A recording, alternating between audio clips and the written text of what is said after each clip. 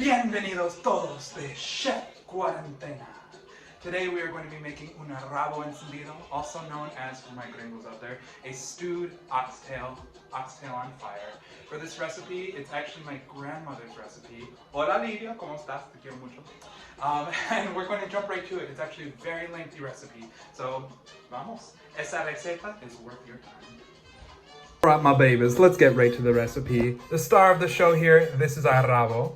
Look at that beautiful color. Now notice the rabo has a lot of fat on the outside, which the reason that we cook it for so long, this could be anywhere from, 3 to 8 hours, depending on if you got a pressure cooker or if you're gonna do it in a slow cooker. Today we're doing it in a big old pot. So there's our rabo. Now this is for like beef knuckle, I think it's for beef knuckle soup or something, but these are beef knuckles. We're just gonna stew that in the pan. The bone gives it a little nice flavor. Make it bloom, baby, make it bloom. Of course, we gotta make our sofrito. So with that, we're going to do all of our chopped bell peppers here, a little bit of garlic, and we're working with pearl onions, baby, because you know I'm bougie. And I'm gonna teach you how to prepare those as well. So be on the lookout for that. Gotta use our Spanish pimiento olives. Look at that beautiful flavor. You could optional do olives without the little thing on the inside, but I love that, so we're keeping it. We got our SAZÓN completa, which is our Badia. So this is actually something I grew up eating all the time. If you don't have this, just sub for Lowry's seasoning salt. Do just fine, baby, just fine.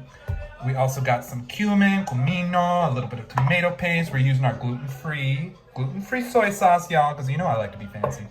And then we're using Francis Coppola's Pinot Noir, caviar, Roseanne Barr, be a star. Get your Pinot Noir. But you can also use a white wine. Any red or white wine is fine as long as it's not like a really fruity, too sweet wine, like a dessert wine. We're also using some black peppercorn, some bay leaf in here, a little bit of oregano, as they say it. So this is what we're working with for our ingredients, y'all. Be right back. Oh baby, it is that time to start seasoning our rabo. Let's get to it with a little bit of our SAZÓN completa, Badia. We're just gonna sprinkle a nice generous amount on there. Don't be afraid, but don't go too crazy, because you don't want to be salty salt over there. Then we're just gonna pop open our Lowry's here. Ooh, one hand, look at that pizzazz. Come on, there we go.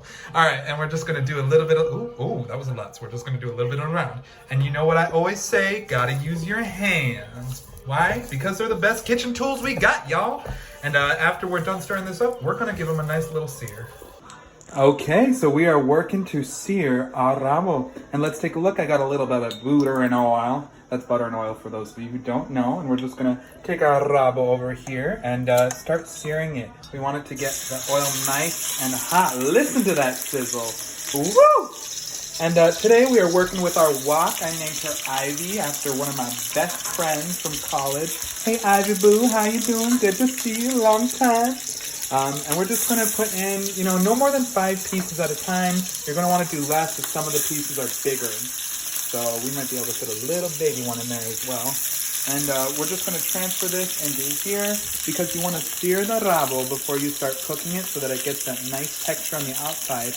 And then we're gonna render the fat in a long time in that pot. So we're gonna be working with Cecilia. Be on the lookout for her later.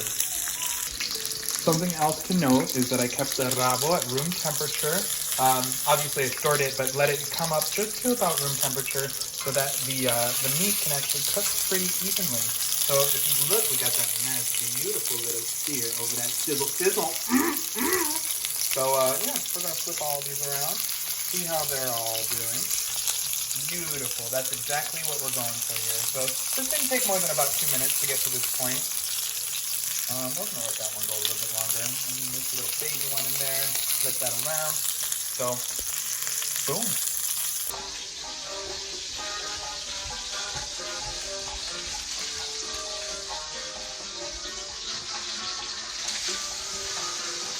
SAZÓN! All right, so we're almost done cooking our rabo. As you can see, we're trying to get a nice sear on all the pieces. Oh boy, so we got our delicious pearl onions in front of us. And with this, what we're going to do is basically just boil them for about a minute, maybe 30 seconds to a minute. And before you boil them, you just want to make sure that you slice the little root part off as you can see, I saved all of this here. Got to go inside of our vegetable stock bag in the freezer, you know from the previous episodes. So yeah, we're going to boil these and then we're just going to pop it out. So stick around. So now that we got our water up to a boil, we are going to add our cebollitas. So just pour them in.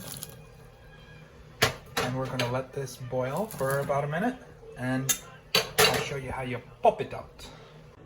All right, now that we've boiled our onions a minute or two, we got this beautiful little combo down here. And we are just going to pop it out just like that. The pearl comes right out. And you know what? You can save that for your chicken stock, baby. But there's one of the yellow ones. The white ones come out super easily. Probably because they're smaller, so they had a little bit less time to boil, or they needed a little less time to boil.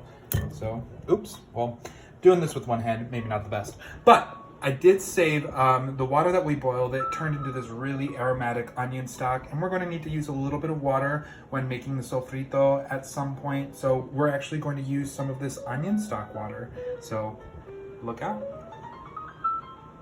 So here we are, time to start on our sofrito. So let's get going with the beautiful pepper blend. Listen to the sizzle. We'll get all of that after the shot. Of course, no sofrito is complete without onions and garlic. So we're going to get some of that in here. Our beautiful pearl onions, because we're luxurious like that. And from here, we're going to add just a little bit of our oregano.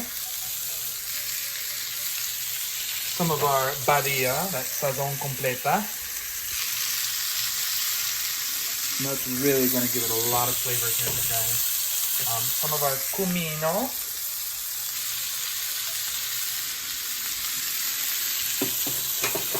Some of soy sauce. And I actually saw this on another YouTuber's video, so I'll put a link to their video in the description below. But just a little soy sauce. I did try this myself, and it was really good. So I use the gluten-free version. And we're going to put some of our tomato paste and a bay leaf in there, so stick around.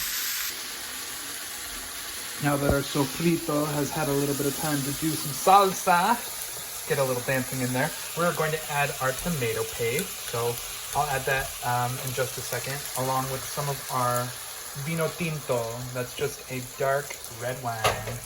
And then over here, we've also got our beef knuckles. So we're just going to start searing that up here. Yeah, I'll show you what this looks like in just a second. All right, so now we're going to add our bay leaf. You can see our tomato paste in there as well. And just give this a good stir. Get that all nice and combined so we get uniform.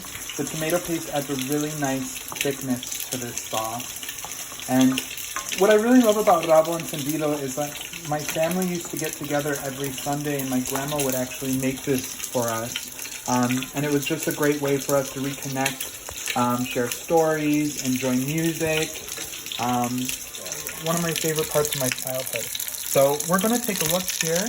We're getting a really nice sear on this beef knuckle. So we're kind of going to use that as a little cushion for our rabo. Let's get to it. As you can see, this is starting to get a little thick, so we're just going to put a little bit more liquid in there. Help make it smooth, baby. Smooth. What do they say? Despacito. Something, tacos and burritos.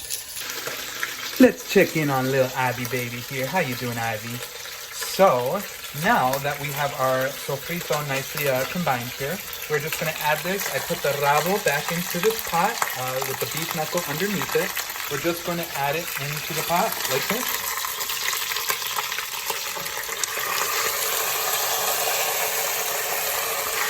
Sizzle, baby! Sizzle, baby! Okay, so this is what it all looks like. I added some extra of the onion stock just because I wanted this to get nice and juicy in there. So we're gonna do, you cannot forget this. This is where so much of the flavor comes from, our pimiento stuffed olives. So you got to add that in there. And, you know, because we're a little bougie, we're gonna add a little bit more of our coppola.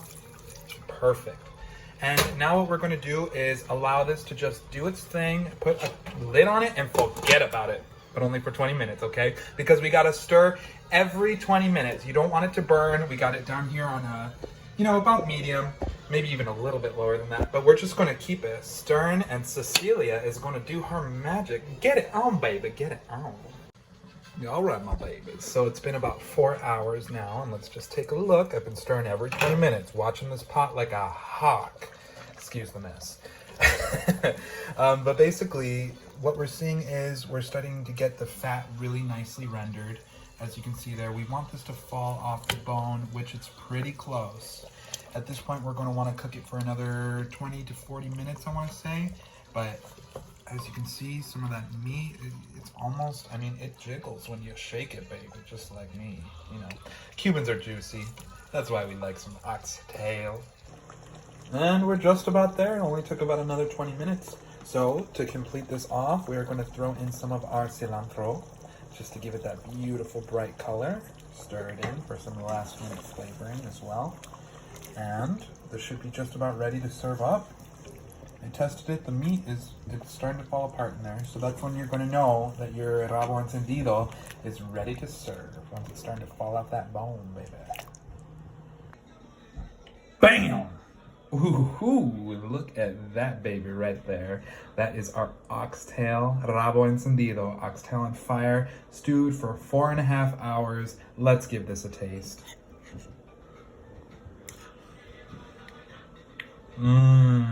Oh my God. Get some of the meat in there. Get a nice big chunk in there, jiggly. See how that tastes? Oh, it's hot. Oh, it's yummy. Oh my God, just like Grandma Livia made it, except for the soy sauce, because you know I added that.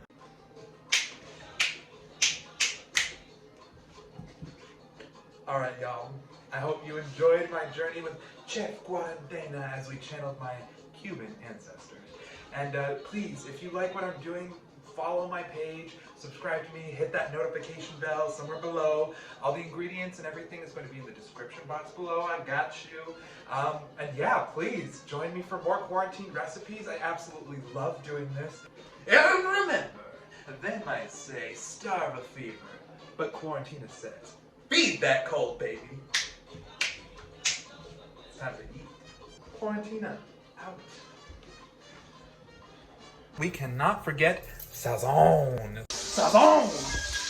SAZÓN completa! SAZÓN completa!